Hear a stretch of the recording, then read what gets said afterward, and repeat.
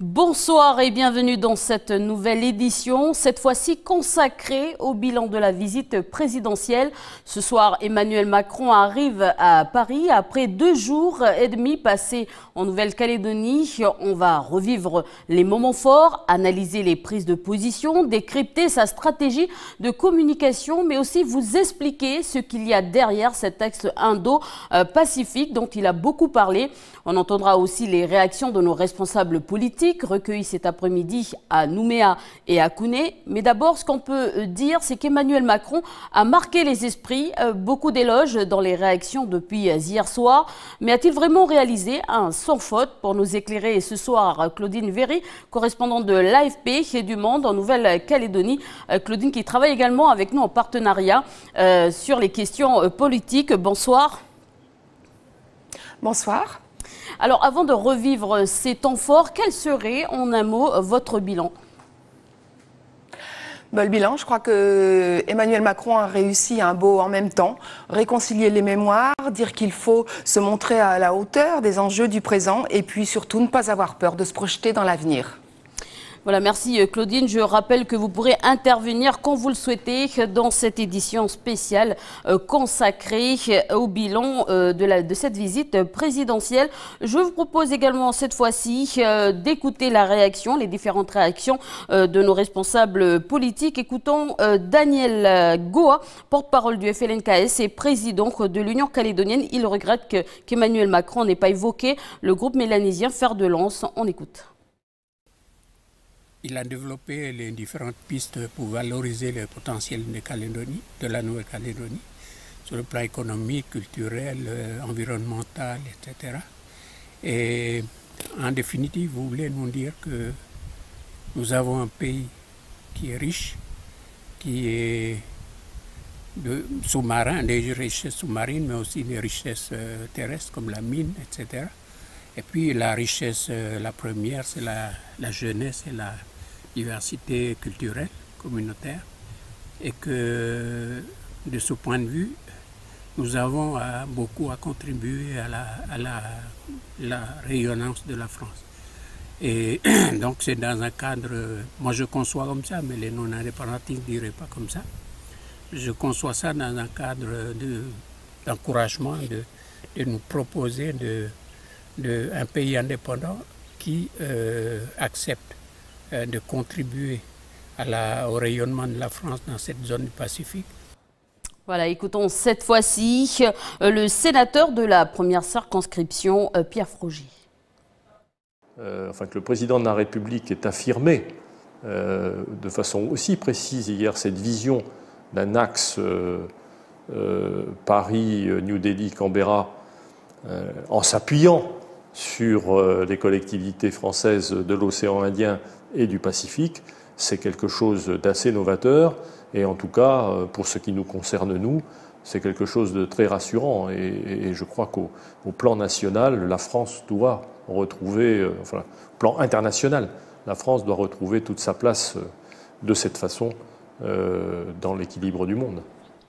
Voilà, et dans un communiqué titré Chapeau, président Philippe Gomès, député de la seconde circonscription, a tressé les louanges du président de la République.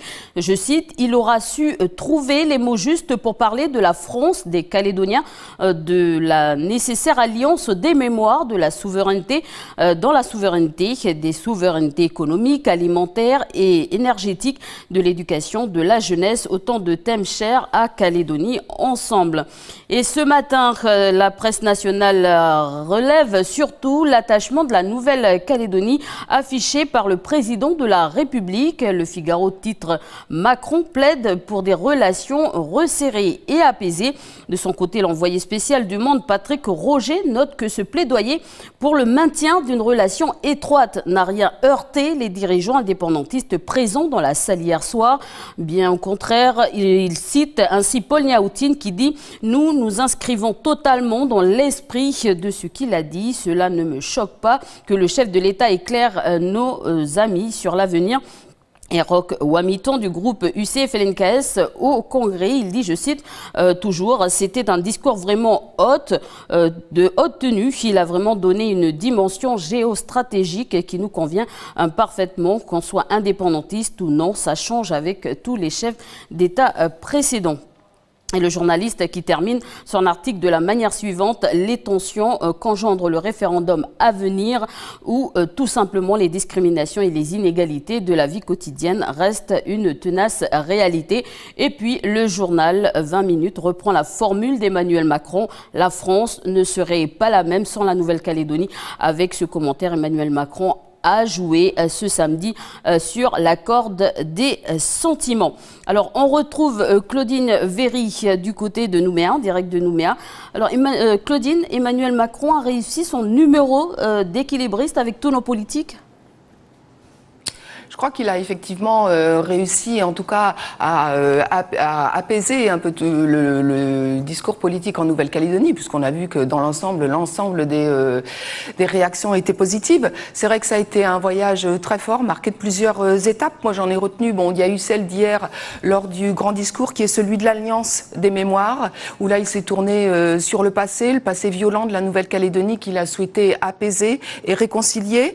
Jamais nous n'oublierons la douleur de la colonisation et la douleur des Kanaks. Donc il s'est adressé en premier à la mémoire évidemment la plus meurtrie de la communauté de Nouvelle-Calédonie, qui est celle des Kanaks. Le combat des Kanaks pour retrouver leur dignité était juste. Donc ça aussi, c'est un mot fort et c'est un passé douloureux qui veut regarder sans déni, mais sans repentance, c'est-à-dire le regarder en face et lucidement. Puis il a aussi rendu un hommage, comme l'avait souhaité par exemple Philippe Dunoyer, à toutes les autres communautés qui ont participé à la construction de la Nouvelle-Calédonie et pour qui le passé a aussi été violent et douloureux, comme les pionniers, les bagnards libérés, les colons libres aussi, à qui on avait promis un Eldorado en Calédonie et qui souvent ne l'ont pas trouvé, les déportés d'Algérie et puis les Polynésiens, les oreilles. Et cette histoire chahutée, il a souhaité en fait en faire une base pour construire le passé et ne pas simplement le ressasser, mais en faire une force. Il y a eu effectivement en plus après le moment à Ouvéa qui était un moment très dur, délicat, sensible, sur lequel on avait beaucoup d'interrogations parce que je pense qu'il y a eu des erreurs qui ont été peut-être faites en amont, notamment vis-à-vis des gens de Gossana. Dès son arrivée, il a dit qu'il avait entendu cette voix dissidente et en choisissant de ne pas aller déposer une gerbe sur le monument des 19, mais en restant de l'autre côté de la route, il a montré qu'il avait entendu cette voix et qu'il respectait aussi la position des gens de Gossana qui, il faut le rappeler, ont quand même joué un rôle extrêmement important dans la réconciliation avec les gendarmes et avec les amis depuis 20 ans. Et cette cérémonie qui s'est passée dans une ambiance à la fois un peu improvisée, mais finalement solennelle et heureuse, a renvoyé une très belle image qui a, je crois, ému beaucoup de gens en Nouvelle-Calédonie. Ça a permis de rendre hommage au processus de pardon et de réconciliation qui s'est produit à Ouvéa et dont on peut encore s'inspirer aujourd'hui. Et puis après, il y a eu bien sûr ce moment de cet acte de la restitution de l'acte de prise de possession de la France. C'était une manière de montrer que maintenant la France ne voulait plus avoir un lien unilatéral avec la Nouvelle-Calédonie, mais un lien de presque d'égal à égal, de souveraineté dans la souveraineté. Nous ne sommes plus dans le temps de la possession, mais dans le temps des choix politiques et citoyens. Nous construisons une souveraineté dans la souveraineté. C'est un geste qui s'aligne, qui est totalement dans la droite ligne de l'accord de Nouméa, qui a reconnu que les accords qui avaient été signés étaient des actes unilatéraux. Et puis, bien sûr, il y a eu ce qu'on attendait tous, que certains attendaient tous. Va-t-il se positionner ou pas sur le référendum? Il a dit: je ne donnerai pas de conseils, pas d'injonction, je n'ai pas à m'immiscer dans ce débat, je ne me soustrais pas à une responsabilité, mais justement ça n'est pas ma responsabilité. Donc il ne s'est pas positionné, il a dit: la France ne serait pas la France sans la Nouvelle-Calédonie, mais je crois qu'il ne faut pas voir cette phrase uniquement comme un oui au référendum. Je crois que ce serait extrêmement réducteur de voir ces phrases-là sous cet angle-là. Il a simplement projeté la Nouvelle-Calédonie dans le monde, dans la mondialisation, projeter la Nouvelle-Calédonie dans la géopolitique mondiale et dans la place que la France entend donner à la Nouvelle-Calédonie dans cette géopolitique qui passe donc par Paris, New Delhi et Canberra. Alors justement, Claudine, on va écouter un extrait de son discours. Il a discouru devant plus de 300 personnes au Théâtre de Lille, à Nouville, hier soir, avant de s'en aller bien sûr pour Paris. Un discours engagé. Il a déclaré qu'il ne donnerait pas son avis sur le référendum, comme l'a précédemment dit Claudine Véry. Et il a affiché quand même son attachement, l'attachement de la France pour la Nouvelle-Calédonie. Je propose de le réécouter. Ce que je veux vous dire du fond du cœur, et en tant que président de la République, c'est que la France ne serait pas la même sans la Nouvelle-Calédonie. Car la Nouvelle-Calédonie n'a jamais manqué à la France. Et au fond, la France a toujours été là aussi, avec la Nouvelle-Calédonie. La France serait moins belle sans la Nouvelle-Calédonie parce qu'elle est une part de cette France monde, de cette France qui existe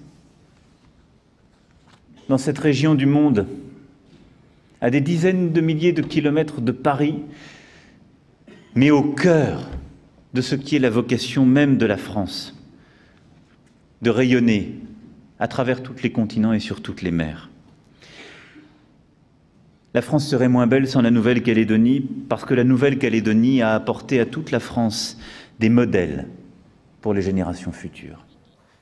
Voilà, et il a également évoqué plusieurs fois ce qu'il appelle l'Indo-Pacifique, c'est-à-dire un axe Paris-New Delhi-Canberra. Alors, qu'est-ce que ça veut dire exactement? Les précisions de Prosper Poitou. L'espace Indo-Pacifique réunit la France, l'Inde et une partie de l'Océanie, dont le pays le plus influent est l'Australie. Cette coalition vise à défendre leurs intérêts respectifs face à la hausse de l'influence chinoise dans la zone Indo-Pacifique. L'Empire du Milieu exerce une pression constante dans la zone, comme en témoigne le conflit dans la mer de Chine. La construction d'une base aérienne et navale sur des atolls provoque l'inquiétude des États proches. La Chine inonde même la zone de dons financiers, mais surtout de prêts à taux préférentiels. Entre 2006 et 2016, la Chine a apporté une aide de 176 milliards CFP dans la région, selon l'Institut australien Lowy. Le Vanuatu, Fidji et la Polynésie ont été parmi ceux qui ont bénéficié de ces dons. Avec ces manœuvres, l'Inde, avec ses 1,3 milliard d'habitants, est entrée dans l'axe Indo-Pacifique afin de lui permettre de défendre son couloir maritime. Celui-ci est très important pour le commerce international et voit transiter des milliers de supertankers et porte-containers. Pour la France, il s'agit de défendre ses intérêts économiques, par exemple à travers la Nouvelle-Calédonie pour ses ressources halieutiques, son nickel. Au niveau militaire, il s'agit d'un point stratégique pour la France d'avoir une base militaire française dans la zone comme en 1939-1945. Voilà, alors Claudine Véry, on vous retrouve en direct de Nouméa. Quelle serait la place de la Nouvelle-Calédonie dans cet axe Paris-New Delhi-Canberra ? Moi, je pense que ce que Emmanuel Macron a voulu dire et ce que les indépendantistes ont dit, de toute façon, qu'on soit indépendant ou pas, la Nouvelle-Calédonie ne va pas déménager sur Mars ou dresser une muraille autour d'elle si elle était indépendante. Elle existera de toute façon dans cette région, elle existera au monde. Donc, quand la place que la Nouvelle-Calédonie peut avoir, je pense que c'est effectivement être intégré dans cette stratégie de la France grâce à ses atouts économiques, ses atouts de biodiversité, ses atouts de présence stratégique dans les couloirs maritimes. Donc la France, effectivement, souhaiterait continuer à s'appuyer sur la Nouvelle-Calédonie et le président de la République a dit que cette stratégie est essentielle si nous ne voulons pas que cette région tombe sous une nouvelle hégémonie qui est évidemment celle de la Chine. Mais quoi qu'il en soit, rien ne se fera, à mon avis, sans un partenariat avec les autorités calédoniennes. Il veut que la Nouvelle-Calédonie fasse partie de cette politique de l'Indo-Pacifique de la France, mais en concertation. Et je crois que les indépendantistes, les loyalistes ici n'ont jamais dit qu'il fallait rompre des liens avec la France, au profit de la Chine ou au profit d'une autre puissance. Donc je pense que la Nouvelle-Calédonie peut avoir un rôle clé, effectivement, dans cette stratégie et s'en trouver à la fois protégée et pouvoir faire valoir aussi ses propres atouts dans la région. Merci. Avant de passer à la prochaine étape, Claudine, quel a été votre moment fort de cette visite présidentielle ? Je crois que le moment fort, c'est vrai que ça a été Ouvéa. Ouvéa a effectivement marqué un moment fort. Mais moi, il y a une phrase assez forte que j'ai retenue hier de son discours.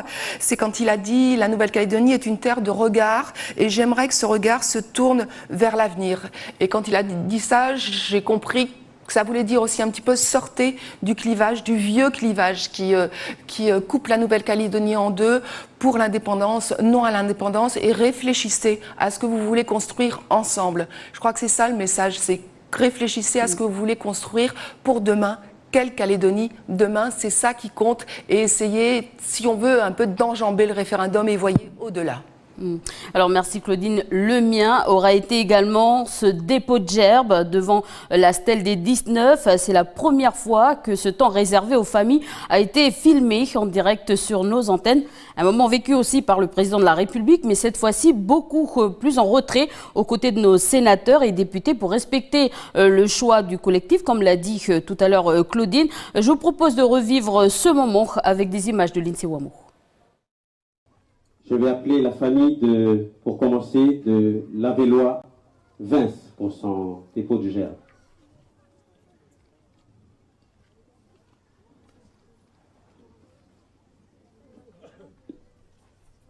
La famille de Kewel Lokis.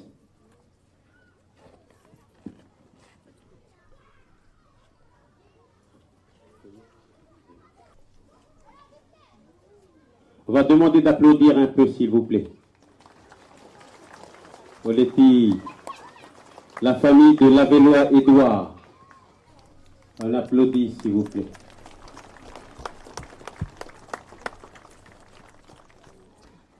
La famille de Lavellois Jean.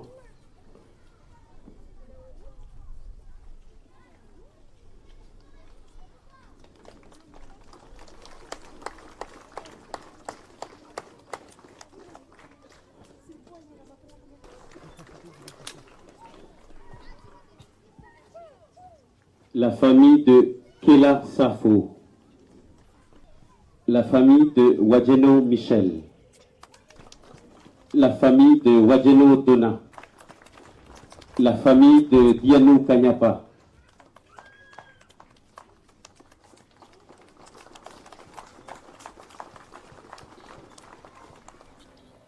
Écoutons cette fois-ci la réaction des familles suite au passage du président de la République à Wadjila. C'est une opportunité pour nous les gens d'Ouvéa d'accueillir le président Macron. C'est le président de la République et on voit sur lui que c'est un homme qui est simple et humble. Et hier, il était entouré des enfants d'Iaï. Voilà. Vous êtes plutôt satisfait de son passage ici? Bien sûr, mais c'est un peu trop court, quoi. Pour moi, sa venue, c'était bien aussi. Je pense que tout le monde a été ravi, content de le voir arriver ici à Ouvéa pour une première fois. Après, voilà, moi je ne peux pas dire autre chose que d'autres familles qui sont pas d'accord de sa venue. Donc, sinon, rien hier qu'à voir la manifestation de l'île d'Ouvéa, présents qui sont ici. Donc je voyais hier qu'ils étaient contents de sa venue. Donc voilà. Voilà des propos recueillis par notre journaliste envoyé spécial sur place, Lindsay Wamo. Mais ce moment, il y en a qui ne l'ont pas vécu, les familles de Gossana, à cause du barrage mis en place par la gendarmerie, un barrage filtrant à la tribu d'Anawa au centre de l'île. La population a été fouillée, pareil pour les voitures. Les familles de Gossana ont dû faire demi-tour, décision prise par les jeunes de la tribu. Un sentiment de tristesse pour Makiwea qui a pour la première fois en 30 ans a pu se rendre à Wadjila, se recueillir auprès des 19. On l'écoute. Notre sentiment, après avoir vécu cette journée, c'est que c'est un sentiment de tristesse. C'est la première fois depuis 30 ans qu'on n'est pas devant la stèle des 19, Wadjila. Pour nous,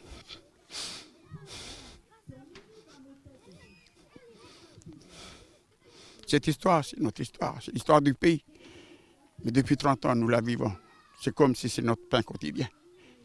On la vit tous les jours, du 21 avril jusqu'au 8 mai, ici à la tribu Nous invitons tout le monde à partager cette histoire. Nous invitons tout le monde à partager le petit pain, à partager le petit poisson. C'est un peu ça qu'on a ouvert nos cœurs. Moi, je tire le chapeau. Cette année, c'est la première année où nos jeunes prennent en charge l'organisation de l'événement. Et je tire leur chapeau parce que, voilà, on arrive là, comment ils ont travaillé, comment aussi ils ont permis que nous revenons à la tribune. Nous avons été bloqués à 7h30 ce matin. Et à 10h, ils ont dit, on ne va pas aller à Ouadila pour qu'on n'assiste pas à ces disputes entre les familles. Il faut rentrer à Gossana. C'est pour ça que nous sommes revenus à Gossana. Parce qu'on a senti qu'il vaut mieux rentrer pour apaiser les esprits. Mais voilà, je pense que c'est encore le colonialisme, c'est encore l'État colonial avec son rouleau compresseur qui est en train de marcher sur nous. Nos leaders, ils ont dérouté de l'objectif qu'avaient prévu nos 19. Je pense que nous, même si on n'est pas beaucoup, on maintient le cap. Voilà, des propos recueillis hier soir par Lindsay Wamo. Makiwe a pu se rendre aujourd'hui avec les autres familles sur la stèle des 19. Claudine Ouéry, vous l'avez évoqué tout à l'heure, le président de la République a beaucoup parlé d'ombre et de lumière. Ce barrage à Anawa, au centre de l'île, est peut-être l'ombre de cette visite ? Oui, je pense que ça a été effectivement l'ombre de cette visite. C'est dommage qu'il y ait eu ce problème avec les gens de Gossana. Est-ce qu'ils ont été mal approchés? Est-ce qu'on a mal préparé la venue du président avant? Il y a peut-être eu des erreurs de fait en amont. Mais effectivement, c'est dommage parce que je pense qu'il y a très longtemps que la réconciliation des mémoires et l'alliance des mémoires, les gens de Gossana le font. Et quand on va à Gossana en ce moment, enfin, j'y étais il y a quelques jours, quand on voit la manière dont on est accueilli, dont les gens ont envie de parler, de se libérer par la parole, de faire des expositions, de faire un travail de transmission pour qu'on n'oublie pas leur histoire, pour qu'on n'oublie pas les traumatismes et qu'ils incluent tout le monde dans leur chagrin, y compris les gendarmes. C'est effectivement dommage que ce soit passé comme ça, mais je pense qu'il ne faut pas que cet événement porte ombrage à toutes les démarches que depuis 20 ans les gens de Gossana font pour apaiser le passé et apaiser les mémoires. Merci Claudine. Côté environnement, le pays s'est doté d'un plan de gestion pour le parc de la mer de Corail, un plan sur 4 axes qui a été présenté au 5e comité de gestion du parc de la mer de Corail. Et une autre annonce pendant cette visite pour l'éducation au pays. Le président a confirmé la création du CAPES-CANAC, annonce confirmée lors de la rencontre entre le ministre de l'Éducation et le vice-recteur au collège Bodoux ce vendredi à Nouméa. Et enfin, durant cette visite présidentielle, Emmanuel Macron a pris le ton avec la population. Donc, les selfies, échanges, c'est un président qui a la cote en matière de communication. C'est un maître absolu. Le reportage donc préparé par Anissa Toussi. Dès sa première étape, place Bir Hakeim, le président de la République fait un bain de foule d'1 heure. Il se prend au jeu des bisous et des selfies. Avec une communication bien huilée et tournée vers la jeunesse, lors de sa visite en province Nord, il fait le choix d'aller visiter le lycée Michel Rocard de Pointe-Bout et d'être au contact des jeunes pendant 2 heures. Ça va? C'est pas non. Vous le passez? La selfie groupée.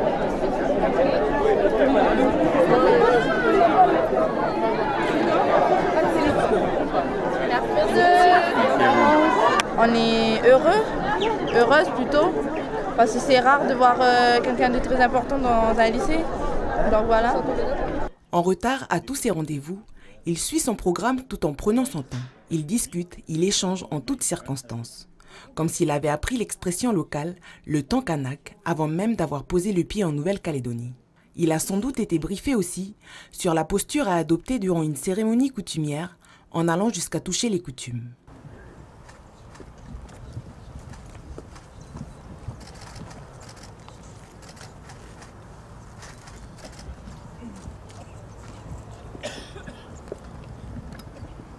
Lors du moment le plus sensible de son déplacement, devant la tombe des 19 à Ouvéa, il choisit de se mettre en retrait, une marque d'humilité. Le choix d'un théâtre pour tenir son dernier discours était finalement approprié.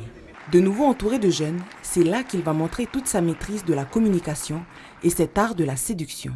Mesdames, Messieurs, les ministres,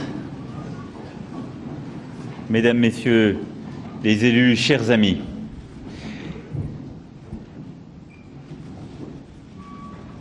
avant de vous quitter, je voulais vous parler.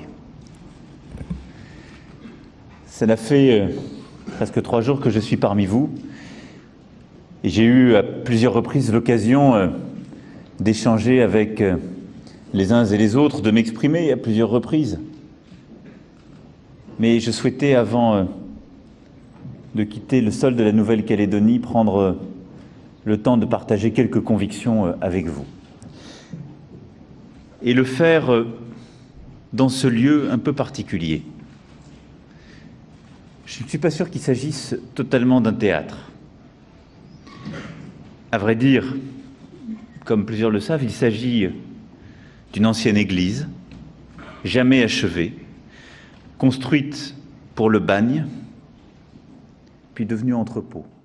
1 heure de discours pendant laquelle il sortira de ses fiches sans prompteur. Cette capacité à improviser aura impressionné une bonne partie du public.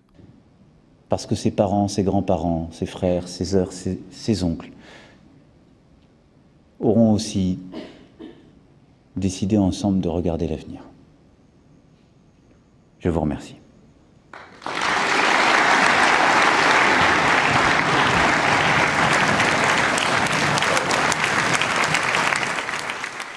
Voilà, et avant d'écouter des réactions politiques, celles de Sonia Baquès et Simon Loécotte, je vous propose de revivre ces instants de 2 jours et demi de la visite présidentielle avec des images de toutes nos équipes préparées par Adrien Espinoza.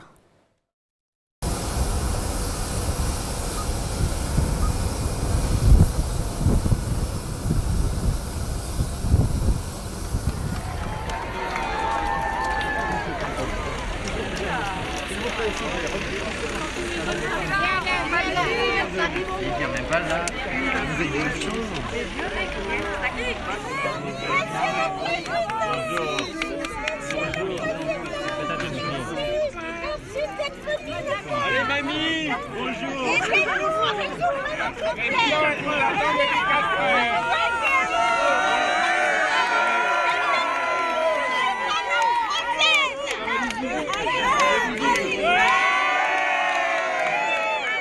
Nous, on veut la paix entre toutes ethnies confondues. C'est ça? Vous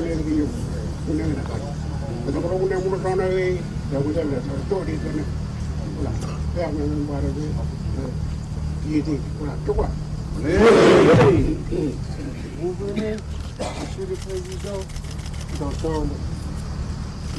Au nom de la République française, nous vous élevons à la dignité de grand officier de la Légion d'honneur.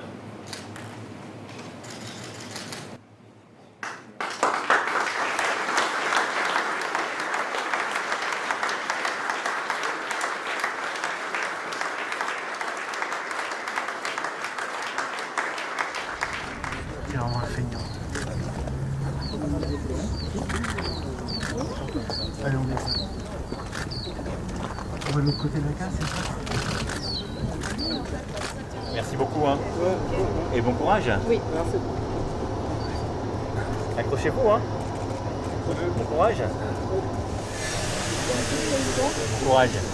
On va passer par là. On va aller voir la presse.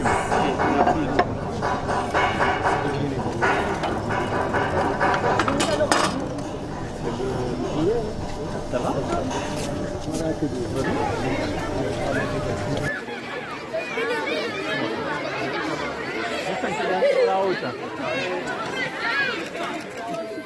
Dans la position qui est la mienne, je n'ai pas, en quelque sorte, à m'immiscer dans ce choix. Mais j'ai à essayer de retracer cette histoire commune, ce que nous venons de faire rapidement et que je referai demain. Et j'ai simplement à expliquer quel est le destin de la Nouvelle-Calédonie dans la nation française tel que je le vois, le propose et le porte. Et pour moi, la Nouvelle-Calédonie est un territoire qui rend plus belle, plus forte, plus grande la République française. Il est important que ce référendum ne soit pas l'élection de toutes les divisions. Et il faut préserver une unité parce que dans l'intérêt de la Nouvelle-Calédonie, les uns et les autres auront à travailler ensemble. Je crois que ce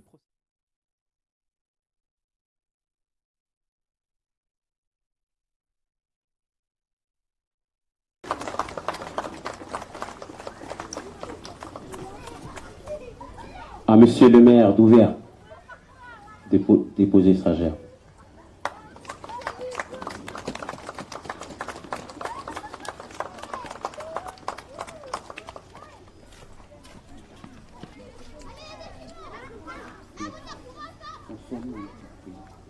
À Madame Marie-Claude Thibaou, de déposer stagiaire.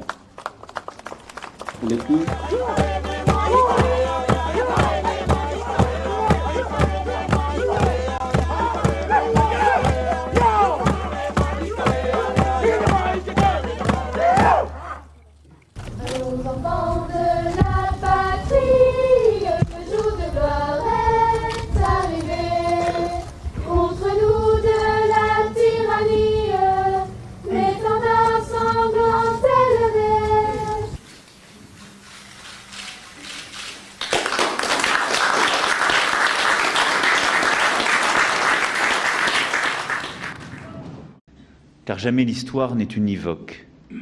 Il y a les ombres et il y a la lumière, selon la belle formule que l'accord de Nouméa a donnée à la France il y a exactement 20 ans. Le combat des Kanaks pour retrouver leur dignité était juste. Je l'ai dit à leurs représentants, car c'est en reconnaissant les blessures de l'histoire qu'on peut mieux les cicatriser. En revanche, ce que je peux vous dire, ce que je veux vous dire du fond du cœur, et en tant que président de la République, c'est que la France ne serait pas la même sans la Nouvelle-Calédonie. Car la Nouvelle-Calédonie n'a jamais manqué à la France. Et au fond, la France a toujours été là aussi, avec la Nouvelle-Calédonie. La Nouvelle-Calédonie n'a jamais manqué à la France, parce que dans les heures les plus difficiles de notre histoire, la Nouvelle-Calédonie était là.